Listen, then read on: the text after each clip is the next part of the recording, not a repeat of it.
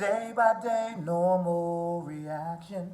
You are my center attraction. Every beat my heart beats is your song.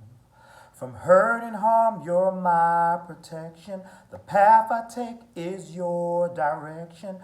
'Cause I know you, I can go wrong. Now, ever since that day I asked you into my heart, my world has changed, so promise me you'll never part. 'Cause I'm lost without you. Y'all remember that? Easy to see, 'cause I'm lost without you. So let me be the first to say I'm lost without you. So don't ever go away. Say don't ever go away. What's up, y'all? I had to give y'all a little bit of that BB and CC Winans from back in the day. Lost Without You. Not lost without you. Not the secular. Can't feel myself. Not Ryan. What's his name? Ryan Thick. Not that one. I'm talking about the gospel one. Lost Without You. Anyway, shout outs to all my people. Let me give a special shout out to my people. Let me tell you what I did. Friday, I was bored out of my mind. So I got on here, got on my laptop, and started messing with the live button. And I did a live, and I was just testing it out. But to my surprise, people came into the live chat. So shout outs to Alan Welch. He was the first one in the live chat. Then DB. Then we had A. Henderson, June BLC, Miss Trish. It was so cool, and a few others. And we had a good time. I think I was on here for about an hour and 40 minutes. I did it kind of late. So with all that being said, I'm going to do it again on Friday. I'm doing Friday Night Live this coming Friday. So come on and join me. We're going to have some fun. I'm going to have a topic because I was kind of just rambling, talking about my life, my career, my singing, this, that, and the third. So we're gonna have some fun this coming Friday. But anyway, I'm on here now to do a review on a documentary. Not a documentary. Look, I'm messing up. I'm sorry. Let me rewind that. A movie that I saw, which was it was so good on Netflix, and that is the 40-year-old version, not virgin, version. And this was so cool. It's streaming on Netflix. It was written and directed, I believe, by Radha Blank. She's a playwright, and it's kind of autobiographical because it kind of mirrors her actual life. It's about a playwright who's back in her 30s. She was winning awards. She was doing good, but now she hasn't gotten any plays produced. She's approaching 40. She's teaching at a high school that she really doesn't want to teach at. She's teaching high school students. Some of them are a bit disrespectful.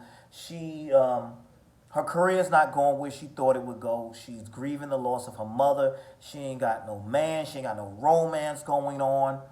And she decides at the age of 40 that, she has this midlife crisis. She's like, I'm going to rap.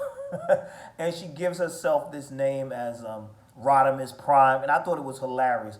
So I'm telling you, I could relate to this because, as an artist, myself, singer and actor, who balances always making it about myself, right? Who balances children. I've got two beautiful children. I work a full-time job.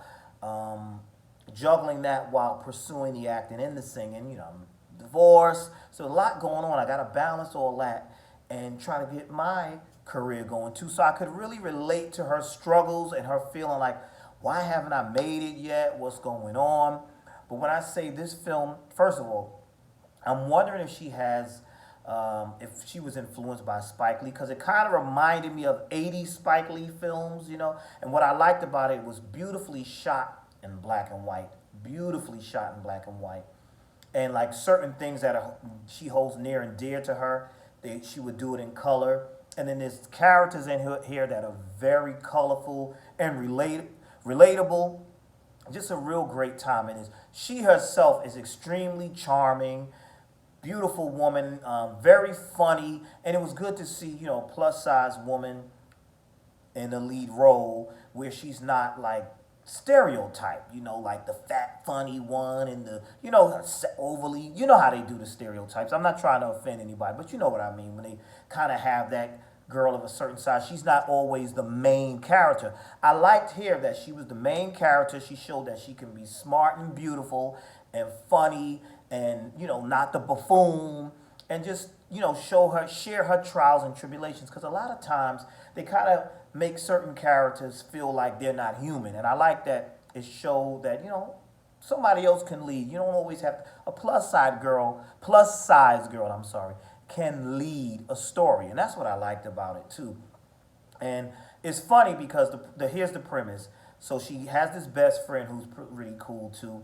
And she has some quirky neighbors, a homeless guy, this, that, the third. And her students, they're quirky and funny and characters within themselves.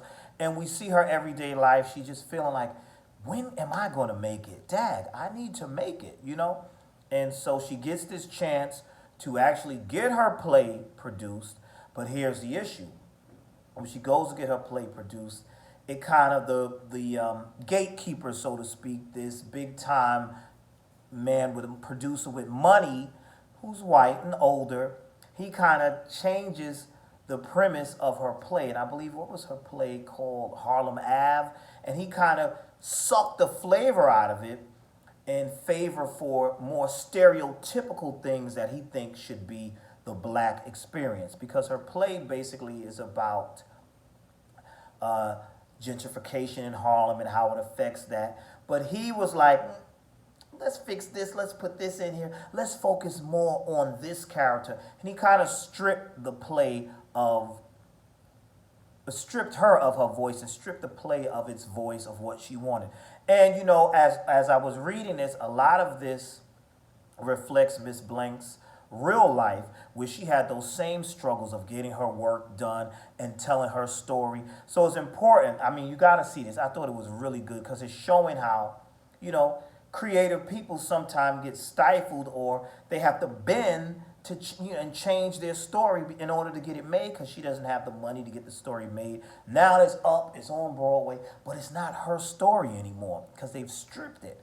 It's not what she wants it to be. And I can so relate to that, where, you're doing something and somebody wants you to change, or do it this way, or this is not in, you should do it like that. And like, I thought it was so funny. I'm trying not to give too much away because I want you to see it and watch it for yourself. But it's hilarious, and what I mean by relatable, I've been on auditions where I was told I wasn't street enough. Who told you I was street to begin with? Like, I had someone, I remember I had a coach. Was he a coach? I guess it was a seminar I went to, and I got this coaching, free acting coaching, and every other word he used for me was street and street. And I had to, at first I'm just sitting there smiling like, okay. Then I was like, hold up. What about me is giving you street and thug? Like, why? And then he kind of backtracked. Oh, I don't mean street, I mean streetwise. Okay, but dude, come on. And then I had someone else. I did a commercial. I read it. I did it in English. I auditioned for a commercial, and the guy told me, put a little bit of that street flavor in there. I'm like, here we go with the street. And then, be a little more black. That's a little offensive because you're stereotyping what black actually is. And what is that? People are people. We react the way we react. We speak the way we speak. There's no, to me, this whole speaking black and speaking white, it's ridiculous. So I say all that to say, you need to check this out because it's a really great movie. It's really funny. I was laughing. It was parts that made me upset because I found it so relatable. And then the characters also, I learned, which is, it mirrors the actress's real life. She also, her mother is deceased, but in the movie, her mother is an artist. Both her parents are artists. Her mother is a painter, and I think the father was a jazz musician. And she refers to their struggle as starving artists and how they never really got where they needed to go, and that's her fear of never really getting to That's her fear of never really getting where she wants to go. And I can so relate to that whole thing, like, feeling like you just can't get nowhere. You're not getting further in your career. But, I started paving my own way, doing things my way, keeping your integrity. I think that's what the movie's pretty much telling you is keep your voice.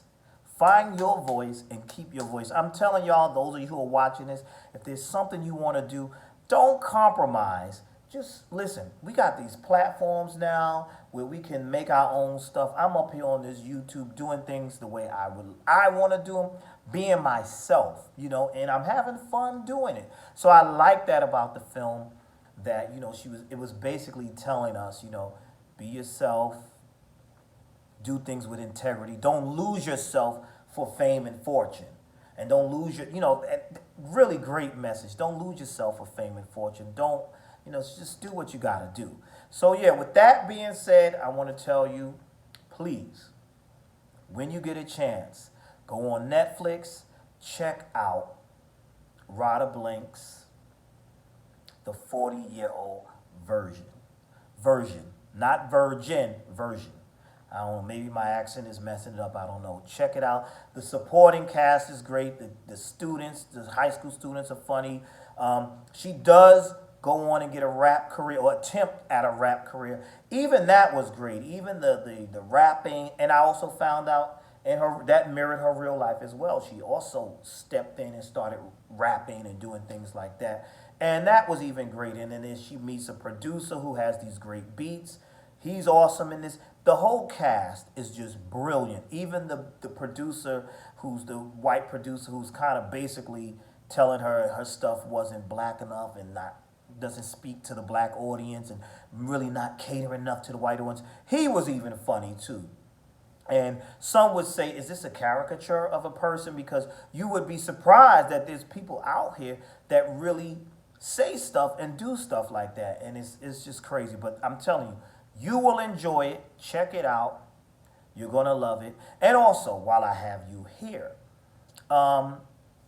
also check out June BLC's channel. What's up, June? Giving you a shout out real quick. I will be a special guest on her channel doing, for her gospel concert that she's doing, a gospel segment in honor of domestic violence. Well, I should say in honor.